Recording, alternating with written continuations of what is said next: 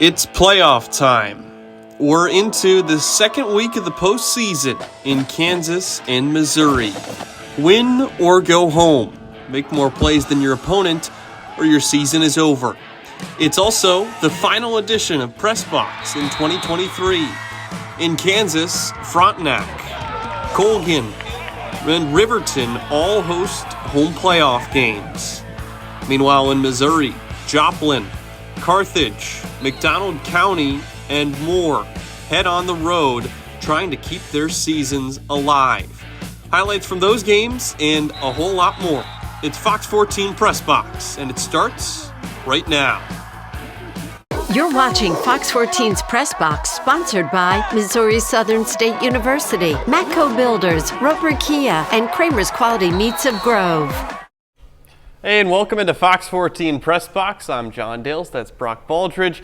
Brock, it's our final show of the season. Yeah, it's our final show of the season. Kind of sad, but John, we had some winners tonight. We certainly did. In the playoffs, we begin in Southeast Kansas with our game of the week featuring two of our local teams. That's Riverton hosting Humboldt. Riverton with a home playoff game for the second week in a row.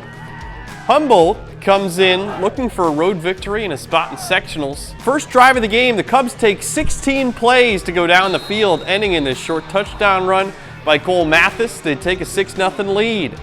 Now Humboldt looks like he can take control of this game early, driving again here, but Zach Feldkamp comes flying in. He knocks the ball free, and he falls on it. That's a forced fumble and a fumble recovery. Riverton with some momentum. Now the Rams go on a 15-play drive, ending in this swing pass to Lake Crowder, who finds the end zone. Rams up 8-6 at halftime. Third quarter now, 4th and goal for Humboldt. Blake Ellis calls his own number, and he's able to get across the goal line.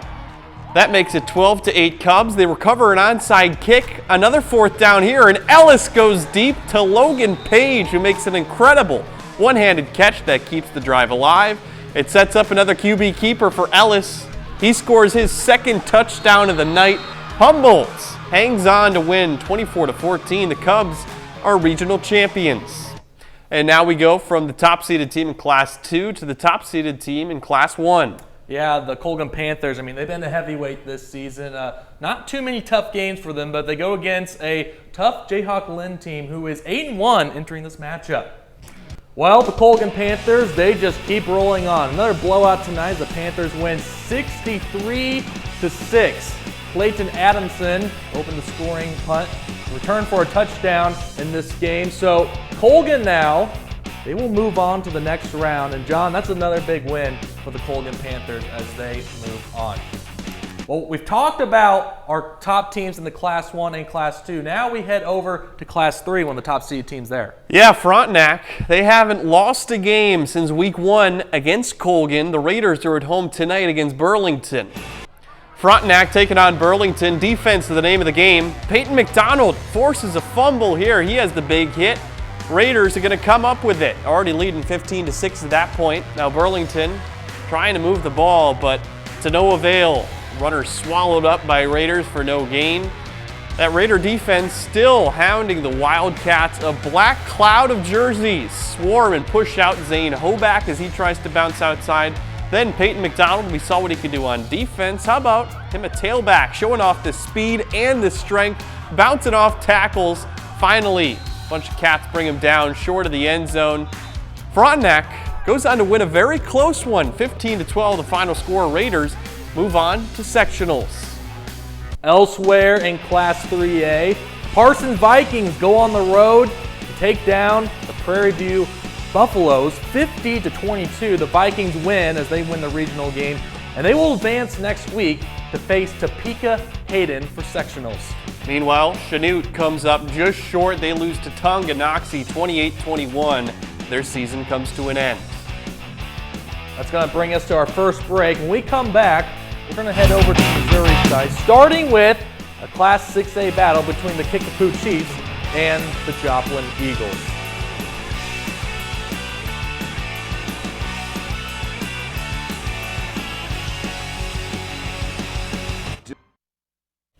Welcome back to Press Box here on Fox 14. The Joplin Eagles begin their postseason tonight, taking on the tall task against the Kickapoo Chiefs, who are on the road Joplin is on the road. The Eagles looking for the upset on the road. Joplin facing Kickapoo tonight. Joplin up 21-10 with 8 minutes to play in the first. Look at this play here. Interception by Joplin's Jonathan Williams. Big turnover there. Joplin to keep the drive alive next possession. But first, Kickapoo Chiefs next possession. Joplin forced the turnover on downs here as Jacoby Taylor, pass rusher with a big sack there, taking down the quarterback with some authority. 2 minutes to go in the half. And then the Eagles next possession. Well, they're going to look like they're going to punt, but wait a minute. It's a fake. Down to the 10-yard line the Eagles go, and the fake punt's going to pay off for them because that is going to set up this QB keeper here. Very next play. With 13 seconds left in the half by Hobbs Gooch. And he's going to looking for a real estate, keeping the drive alive, and going to get it over the goal line for the touchdown. 35-7 Joplin at half. And the Eagles go on to win a huge game on the road over Kickapoo, 45-29. Man, big win by Joplin. Not a lot of people expected them to win. They win by 2 scores. Now we go to another COC team, Webb City, who also had a bye last week to prepare for tonight's home playoff game against Belton. Top-seeded Webb City Cardinals coming off a bye. They're playing the Belton Pirates, who beat Ruskin last week 43-19. In the first quarter, first play on offense for Webb City, Gabe Johnson keeps it on the option, and look at this. Nobody comes close to even touching him. He takes it all the way home. 80 yards for the score. Cards up 7-0 quick. We're still in the first quarter. Cardinals on offense again, and hey, this looks pretty familiar. Gabe Johnson again with the keeper to the left side. He's gone. 53 yards. That's 2 offensive plays for Webb City. 2 touchdowns. 14-0. We're still in the first after a Cardinal interception. Deja vu all over again. This time Omari Jackson takes it to the left side. 35 yards for a touchdown. In case you're wondering, that was their 3rd offensive play. So 3 plays, 3 touchdowns. If that wasn't enough, how about 4? Braden McKee looks deep. Drew Vonderhaar is wide open. He takes it 78 yards to the house. That's 4 offensive plays, 4 touchdowns. He gets his crown afterwards. Webb City dominates Belton 71-20 and moves on to the next round of the playoffs. They have another home game. Well, let's stick with the Class 5 District 7 semifinals, John, because the Carthage Tigers went on the road to defeat the Raytown South Cardinals 56-28, which means Webb City will meet Carthage next week in the Class 5 District 7 Championship. Well, the Nevada Tigers begin their postseason tonight, taking on the Grandview Bulldogs. Now, Grandview's a team that had to forfeit their first 4 games of the season due to ineligible players on the team. Nevada, on the other hand, trying to use that bye week to their advantage. Class 4 District 7 semis. Nevada at home taking on the Grandview Bulldogs. First quarter now. Running back Jack Cheney. He's going to take the handoff run here. Nice little pickup. Goes down deep into Grandview territory. Then Cheney again with another run. He ends the drive going into the end zone for the touchdown. 7-0 Nevada. Next Tigers possession. Nevada going right back to Jack Cheney as he splits the defense and scores the touchdown, his 2nd of the night. It's now 14-0 Nevada.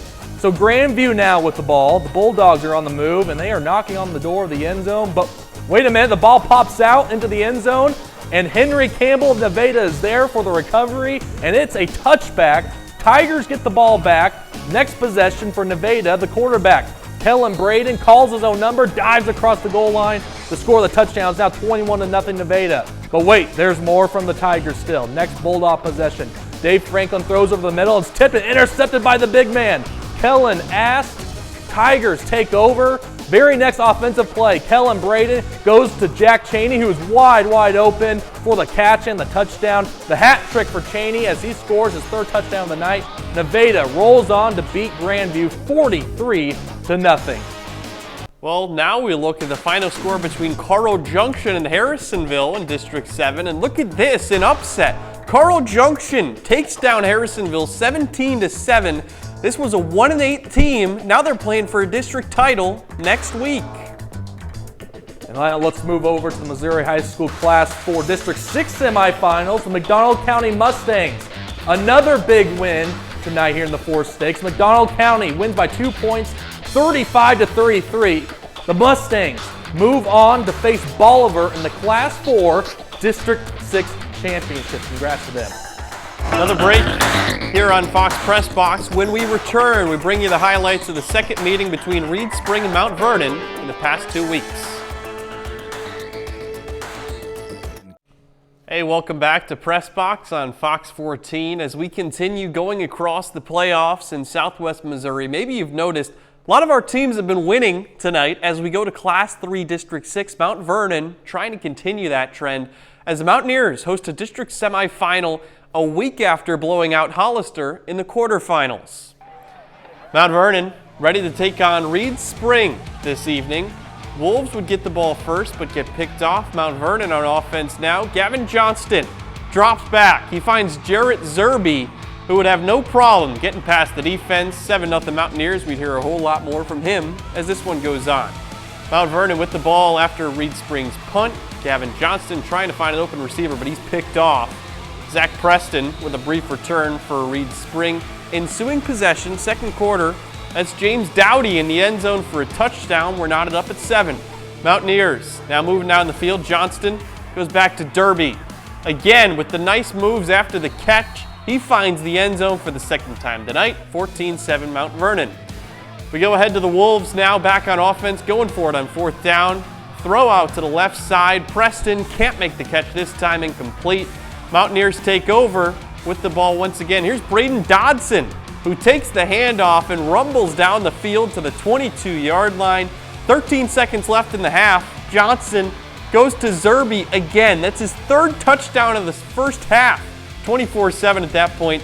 Mount Vernon doesn't have many problems with Reed Spring tonight. 45-13, the final score. Let's take a look at the Class 3 Division 6 semifinal. Seneca with a big win. They went 48-0 over Cassville. And Seneca versus Mount Vernon next Friday, the Class 3 District 6 championship game. Going to be a good one, John. Wow, that will be good. Well, you know, the Diamond Wildcats are coming off a big upset win against the Sarcoxy Bears last week. And in fact, they were a performance of the week last week for the Wildcats. However, can they make it 2 wins in a row as they face Lamar in the Missouri Class 2, the Tigers being one of the top teams in the postseason, number 1 team ranked in the state. And now we can just see who gets the advantage. Is it Diamond or is it Lamar coming off the bye tonight? Diamond, they're going to win the coin toss, but Lamar, they're going to get the ball to start the game. And check this out, junior Aiden Sheet is going to take the kick return, 55 yards, making all the defenders miss down the field. The Wildcat 25-yard line. Very next play, Alex Wilkerson with the quarterback keeper going to take the defenders with them to put the Tigers inside the 5. Then the Tigers, 3rd and 2, they'll give it up to Logan Kish. He'll punch it in. Go up 7-0 early in the first. Wildcats need to respond though. Early here, 3rd down. Diamond Peyton Marlboro drops back. Pass airs it out, but look, it's Ian Googie. Picks it off. He's a great receiver as well. Gives Lamar great field position, and then Lamar will capitalize again inside the 5 as they snap it to Cooper Hahn. Barrels into the end zone. Tigers up 14-0. Wildcats still have life now. Marbo scrambles and airs it out again and finds Zach Ruffton for the Wildcats. A little momentum here, but Marbo looking to pass again to Mario Della Pena, who makes the huge stop. We have the Tigers, and these boys are fired up. Tigers' 3rd drive, looking to go 3 for 3 now. They hand it right over to the man himself, Ian Googie. Why not? This guy just keeps scoring touchdowns, just a human highlight reel. That man makes it 21-0. Lamar goes up to put 27 points in the first quarter, make it 47-0 in the first half, and that's how the score will stay as the Tigers move on to the district championship. And as we head to break, here are some other scores throughout Oklahoma in the final week of the regular season in the Sooner State.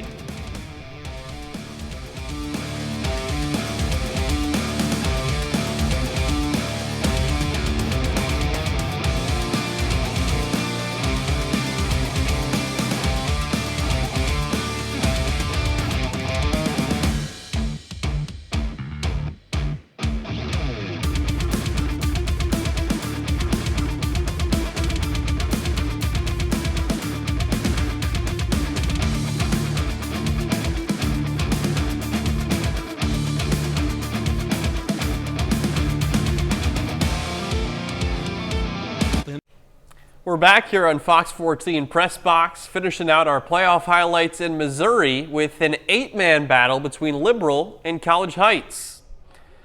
Now, Liberal Bulldogs taking on the College Heights Cougars. You might remember this is a rematch from September when College Heights won 54-52.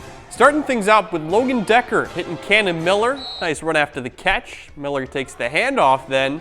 He's going to roll all the way around the defense, down the sideline, to the end zone for a touchdown. College Heights takes the early lead. Now, it's Liberal's turn after that. Nolan Shaw refuses to go down, spinning off a couple of tackles. That'll move the chains, but Liberal botched snap here, able to recover, hang on to the football, but that's a sack. And then you wonder what's going on with the quarterback-center exchange because the next play, botched snap again, loose on the ground, able to end up throwing this away for an incomplete pass. Now back to College Heights. Decker with time.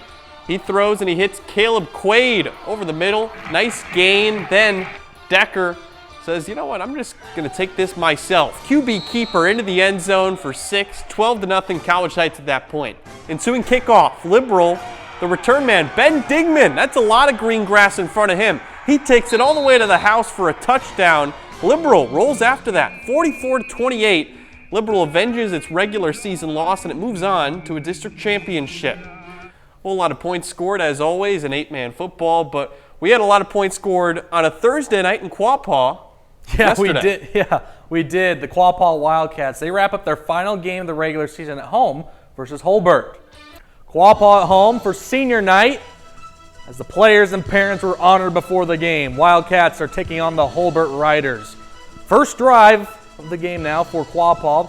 Wildcats quarterback Austin Lake throws over to Zane Stand, and he does the rest. Number 1 in green uses his speed, going untouched into the end zone for the touchdown, 6-0 Quapaw.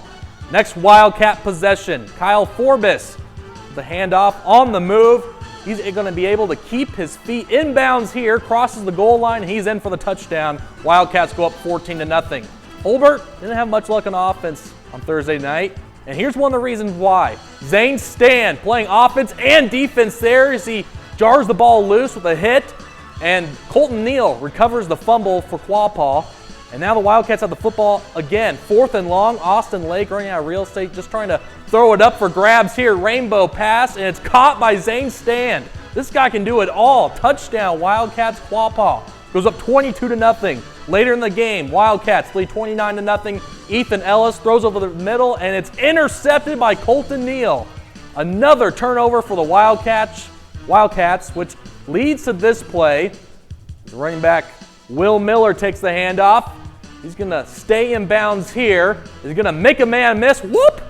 Right over the goal line for the touchdown. He is in, and a little personal foul there by Holbert. However, the Quapaw Wildcats cruise the rest of the way in this one as Quapaw wins it 51-8 final score. Man, Zane Stand really is fun to watch. That guy's a human highlight. Really. Yeah, he is. I mean, just making plays, defense, offense, everywhere. You see him all over the field. And that brings us now to our final portion of the show, which we let you decide which team had the performance of the week. With so many of our teams with wins, it's going to be tough to choose just one.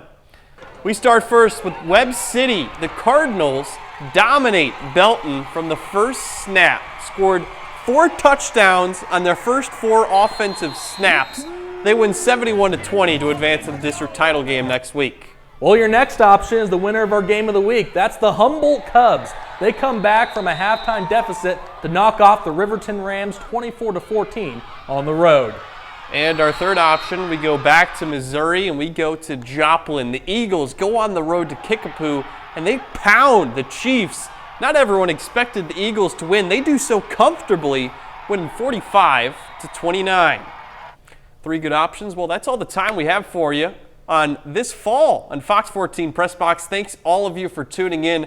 We'll continue to provide coverage for our remaining teams in the playoffs. Brock, there's a lot of those. Yeah, there is. We have Webb City Carthage next week. Carl Junction, how about the Bulldogs? Yeah, I know. They're going to play Nevada for district title next week, and McDonald County also playing for a district title next week against Bolivar. So we have a lot of good teams, a lot of good games. I mean, we were just counting how many games we have next week even. We thought we were done. Maybe not. Who knows? Crazy. Well, here's a look at some of the top plays from tonight.